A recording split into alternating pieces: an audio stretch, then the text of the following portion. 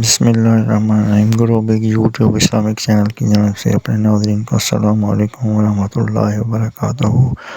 آج ہم پیارے آقا صلی اللہ علیہ وسلم کی 5 نصیحتوں کے بارے میں ذکر کریں گے۔ حضرت انس رضی اللہ تعالیٰ عنہ سے روایت ہے کہ فرماتے ہیں رسول اللہ صلی اللہ علیہ وسلم نے مجھے 5 باتوں کی وصیت فرمائی۔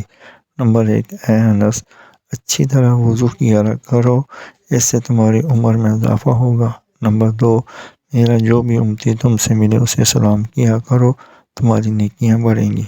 نمبر 3، گھر میں داخل ہوتے وقت سلام کیا کرو، تمہارے گھر کی خیریت بڑھے گی۔